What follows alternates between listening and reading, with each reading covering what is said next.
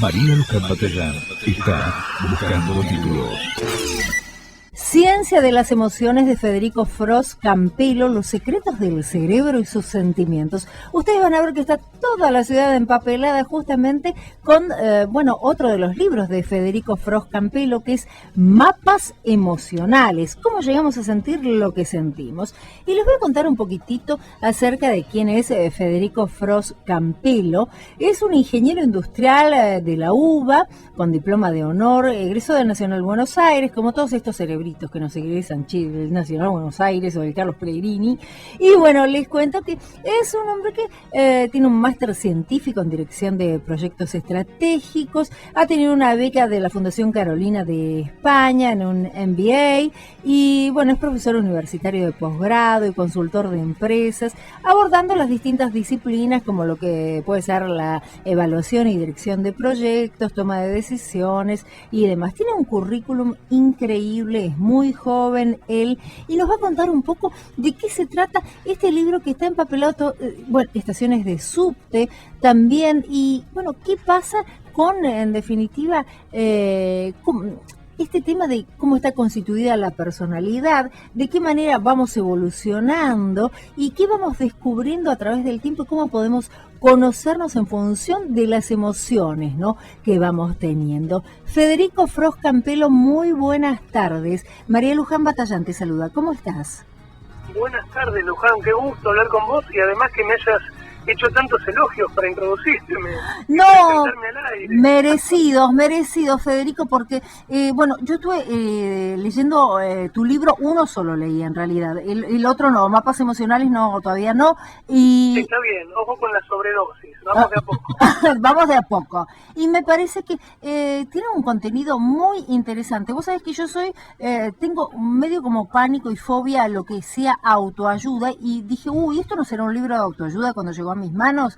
Nada que ver, es un libro para conocerse más, que no es lo mismo que la autoayuda. No te está proponiendo de que te ayudes a vos mismo, sino está proponiendo que te conozcas. Después, si te puedes ayudar con ese conocimiento, está bueno. Y cómo vas describiendo todo lo que es cerebral de una manera que se entiende, cosa que yo no había entendido ni siquiera en la secundaria, ¿no? Qué lindo que hayas reconocido que no es un libro de autoayuda. De hecho, yo lo primero que hago es enfatizar que lo que estoy demostrando son cuestiones científicas, más allá de que las haya investigado yo o las haya investigado otra persona, son cuestiones genéricas a todos, no son mi opinión personal, que es lo que habitualmente encontrás en la literatura de los claro. de autoayuda, ¿no?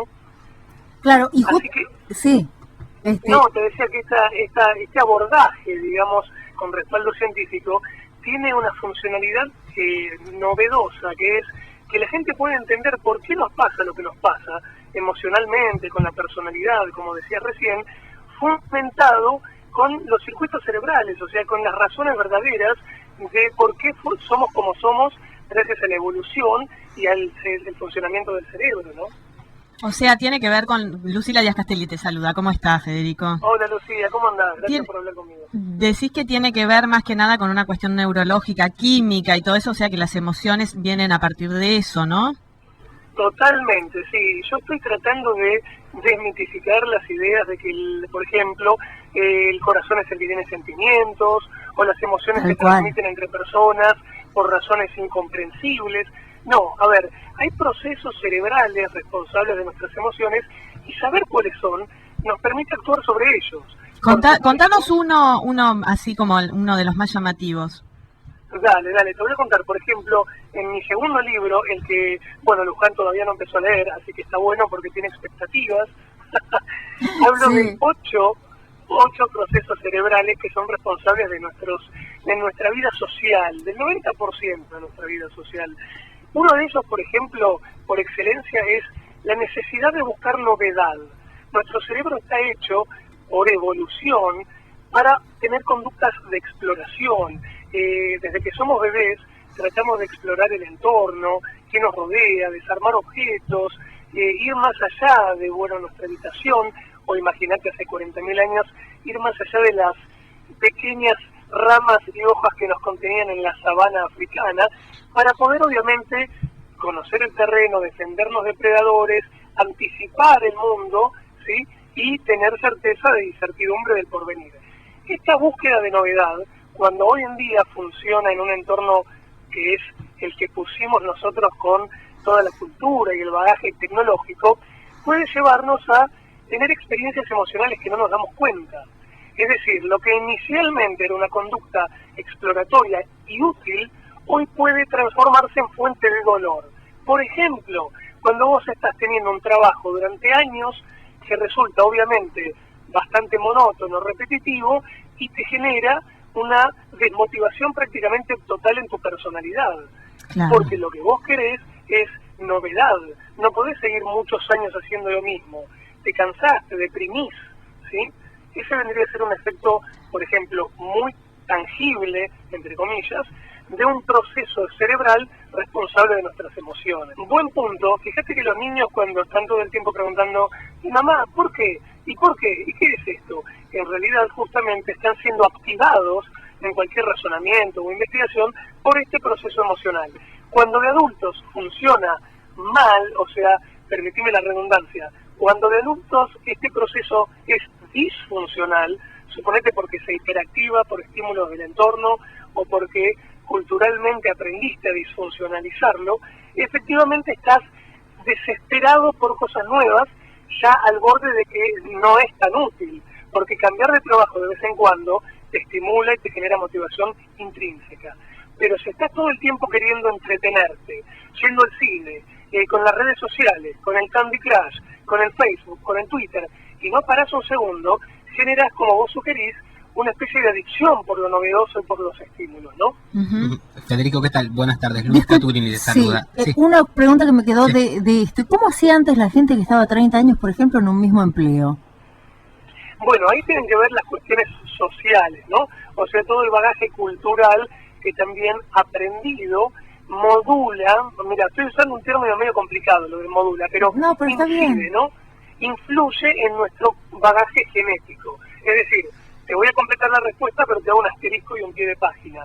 Como vos te estás dando cuenta, tenemos procesos emocionales innatos, genéticos, y un bagaje cultural que se aprende sobre esos procesos. Si vos estás en una sociedad que no fomenta la novedad y fomenta el status quo, digamos, o sea, que haya una meseta en tus cambios, probablemente seas más permeable, aunque estés incómodo, a no cambiar. Pero si estás en una sociedad que nos hiperestimula, como la contemporánea, es muy probable que tus recursos de origen queden, digamos, funcionando a 100.000 por hora. O sea que el ambiente hace mucho a la hora de provocar los procesos emocionales, ¿no?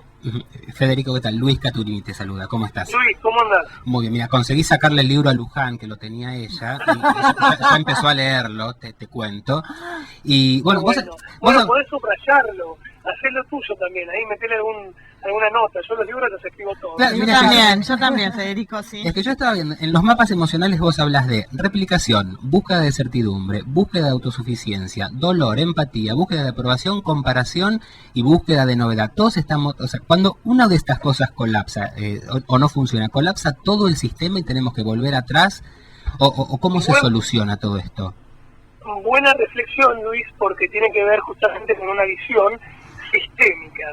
Viste, cuando Luján me presentaba, que mostraba que yo de formación inicial soy ingeniero, más allá de que después estudié todas estas disciplinas como las neurociencias y las investigué, el cerebro es un conjunto de programas, una gran cantidad de programas, de los cuales en este caso hay 8 que tienen relevancia, que son los programas emocionales que mencionaste recién, parte del libro, y que hacen a cómo nos sentimos a todo momento. Para responderte, lo primero que te voy a decir es, evoquemos el concepto de la felicidad. ¿Viste, Luis, qué difícil que es ser feliz? Sí. Precisamente estamos no todo el tiempo reflexionando cómo hacer para ser felices, porque evidentemente es muy difícil. Entonces, la respuesta a tu pregunta te la doy enfocándolo desde este punto de la felicidad. Suponete que vos querés ser feliz, pero tenés 8 recursos emocionales que están prendidos y no están satisfechos. Es muy poco probable que te sientas completo. La felicidad es tan elusiva, es tan difícil de alcanzar, porque consiste en que se satisfagan múltiples procesos emocionales al mismo tiempo. Entonces, no es que colapsa todo el sistema cuando colapsa uno. pero te puedo asegurar que no te vas a sentir totalmente completo hasta tanto los 8 sistemas emocionales estén satisfechos, ¿no? Ajá. Y siendo un poco lo que planteaba Luján hace un momento, de esta gente que por ahí está 30 años en un mismo trabajo y que empieza y que se jubila en el mismo trabajo, ¿eso no tiene que ver más con una construcción social del momento, cuando, por ejemplo, estar 30 años en un trabajo estaba bien visto porque era un sinónimo de estabilidad, y ahora realmente, sumado a lo que es la crisis del mercado laboral, que eso afecta absolutamente a todos, ya no es tanto, o sea, no tiene esa buena prensa de el estar 30 años en un mismo trabajo, porque quiere decir que sos un mediocre que no ha podido crecer en lo suyo? Bien, ese es el punto de la diferencia entre una sociedad de hace 60 años o 50... Más conservadora. Claro, y una sociedad contemporánea. Y para trazar una analogía y darte la respuesta, pensemos en el matrimonio también. Una evolución parecida, o una involución, como lo quieras llamar, dependiendo del enfoque que tengas, tiene que ver con cuántos matrimonios hay, cuántos duran y cuán felices somos en la pareja. Aparentemente hace 100 años estaba bien visto o era normal tener una única pareja para toda la vida y listo, el pollo. Hoy tranquilamente nos damos pie con bola y nos separamos, nos divorciamos todo el tiempo, ¿no? Es verdad. Federico, ¿a qué llaman neurosuperación? Bueno, eso es un término inventado por mí que tiene un aspecto lúdico, o sea, gracioso, y un aspecto realista. El aspecto lúdico es que todo lo que tiene que ver con las neurociencias está de moda. Entonces, hablar de una neurosuperación, como si fuera un concepto de marketing, evoca que realmente se pueden aplicar las neurociencias al conocimiento y la aplicación de soluciones a uno mismo, ¿no? Pero por otro lado, viste, le da un tono de gracia a todo esto que como está de moda, aparece, no sé, el neuromarketing, la neurogastronomía, la neurocuántica y cualquier cosa que se te ocurra. Que todo lo puede aceptar la Real Academia, eso, ¿eh? Son abiertos a todo. El neuroluis, la neuroluján, la neurolucieta. Es bueno. Ahora, hay una parte seria que es la que te decía al principio. No es posible solucionar los problemas sociales que vivimos hoy en Argentina ni en el mundo hasta que no hagamos una masa crítica de personas, o sea, muchísimos millones de personas, que entendamos seriamente cómo funciona nuestro cerebro. Claro. Ahí está verdaderamente el valor de la neurociencia, ¿no? Sí, vos sabés que hay un informe que salió de la Organización Mundial de la Salud alertando que para 2020 la depresión va a estar entre las primeras causas de muerte. Y bueno, dicen que los argentinos, estudiando el caso argentino, recurren a Internet para averiguar las causas de su tristeza. También, bueno, parece que hay apatía, desgano, falta de interés, son como las características, así como la pérdida o el exceso de apetito, el insomnio, la tristeza, son las bases para, bueno, llegar a la depresión. Y esto viene a colación de el suicidio de Robin Williams, que era una persona que, viste, que deleitaba a través de su obra, a través de lo que era la tele o los medios, parecía que transmitía felicidad y sin embargo era una persona con un índice depresivo altísimo y que en definitiva a raíz de esto la Organización Mundial de la Salud alertó respecto de las depresiones, ¿no? Que en el mundo parece que van a ser un flagelo. Claro, bueno, lo que estás mencionando es parte de lo que se llaman urbanopatías, es decir, todas las patologías emocionales que suceden por vivir en grandes ciudades modernas, con todas estas exigencias que tenemos, con las problemáticas de que hay factores estresantes absolutamente psicológicos, que no llegas a fin de mes, que no le podés pagar el colegio a los pibes, que obviamente vivís de frustración en frustración, como decíamos recién, porque te echan de un laburo o porque se terminan tus parejas a los 6-7 meses de relación. Entonces, por un lado, la cantidad de sobreestimulación enorme que tenemos hoy en día hace que nuestro cerebro esté como insaciable y sea muy fácil que caiga en tristeza, falta de alegría o una palabra que te voy a describir ahora que se llama anedonia. Anedonia, entre la N y la E. La de Charly García. Claro, la anedonia es la incapacidad de sentir deseos, que es algo que está cada vez más proliferado, ¿no?, en la sociedad. ¿Por qué pasa esto? Bueno, tiene que ver como si fuera, a ver, el tema de la cocaína. Estoy exagerando, pero quiero que piensen en cómo funciona el cerebro, por lo menos de manera simple. Cuando yo en un sistema cerebral, que hoy en día se llama sistema de la recompensa, o sistema de búsqueda, ¿no? Que es como el combustible formidable de todas nuestras motivaciones. Tengo para explicarte un montón sobre qué circuitos están metidos en el medio y todo, pero no viene al caso, voy a ser simple. Sí. Cuando yo a mi sistema de recompensa cerebral lo estimulo con cocaína o con cualquier droga que genere una química de adicción, voy a necesitar dosis cada vez más altas para encontrar el mismo nivel de satisfacción, que significa activar el sistema en el mismo nivel, ¿sí? Porque por cualquier razón interna, el cerebro como que se habitúa y químicamente incorpora esos estímulos, los naturaliza. Toda esta cantidad de cosas que nos pasan habitualmente sobreestimula nuestros cerebros, entonces después queremos más. Hasta ahí me siguen, ¿no? Sí, perfecto. Entonces, como queremos más, porque no estamos satisfechos, necesitamos, como decía hace un rato, prender el Facebook todo el tiempo, necesitar la aprobación de los demás, aunque sea en un WhatsApp, en un pequeño mensaje de texto, en participar o no de 2 o 3 cumpleaños por semana como mínimo, porque si no, no nos sentimos incluidos. Entonces, es como que el cerebro queda exagerando la necesidad de estímulos.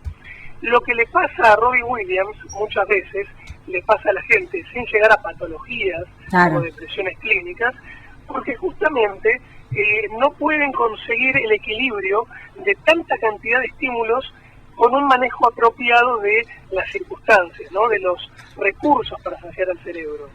Federico, como te decía al principio, esto también tiene que ver con, digamos, la parte neurológica con lo químico y lo químico con la nutrición, y pienso en nutrición y digo, el cambio alimenticio que hubo en los últimos 50 años fue brutal, ¿no? Esto debe haber afectado mucho toda la parte emocional. Sabemos que el azúcar, las harinas refinadas, eso tiene como hace mucho hincapié en cómo nos sentimos, inmediatamente incluso después de consumirlo.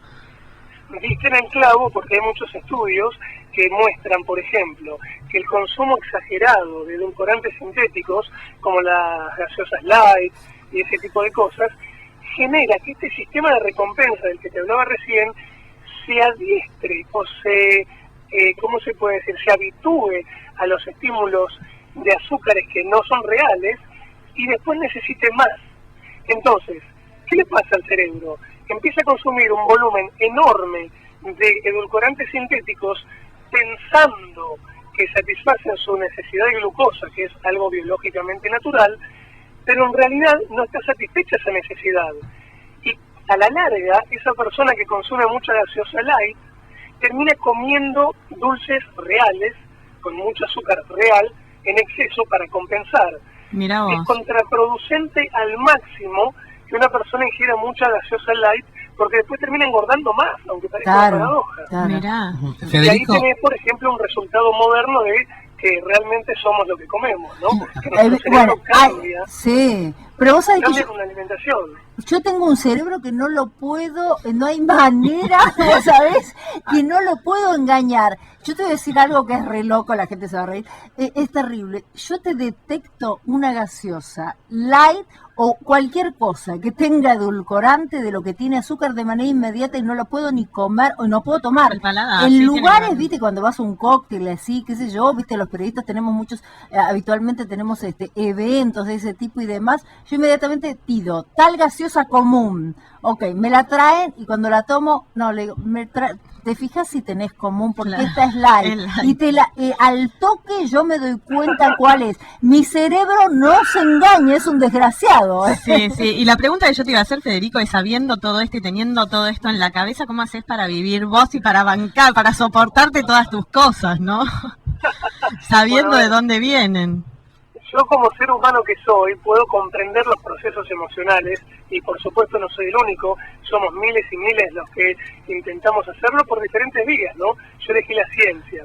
Puedo comprender mis procesos emocionales del cerebro y del cuerpo, pero igual estoy sujeto a ellos, porque soy un ser humano. Claro. Entonces tengo las mismas dificultades que todos. Te enojas igual que todos. Pero por supuesto, claro que sí.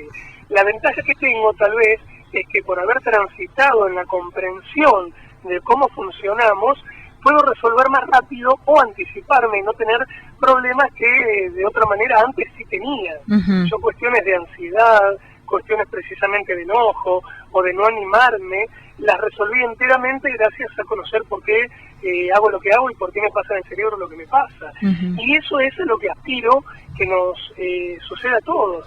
Quiero que todos nos embarquemos en transitar por el esfuerzo y entrenarnos en conocer y practicar el cambio a través de los recursos emocionales, ¿no?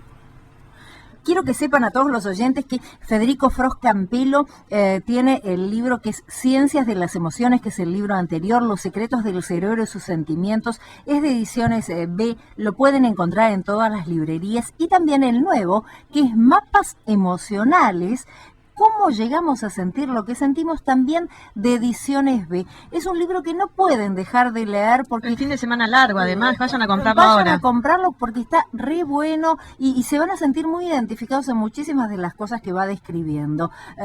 Y cuando habla del tema de la autoestima y muchísimas de las otras cosas, ustedes se van a sentir ahí que hay algo que siempre a ustedes les pasó en algún momento. Así que es muy recomendable. Federico, muchas gracias por haber estado con nosotros. No, por favor, gracias a ustedes, Luján, Lucía, Luis. Para mí es un placer hablar y les agradezco enormemente que difundan mi trabajo porque precisamente yo aspiro a dos cosas fundamentalmente, ¿no? Sueño con una sociedad en donde desde chicos se nos eduque con los verdaderos fundamentos de las emociones científicos y con una sociedad que sepa cambiar y no ser tan irascible e impulsiva como los problemas que tenemos hoy, gracias a que se comprenda a sí misma. Así que bueno, les agradezco por esta difusión. María Luján Batallán está buscando títulos.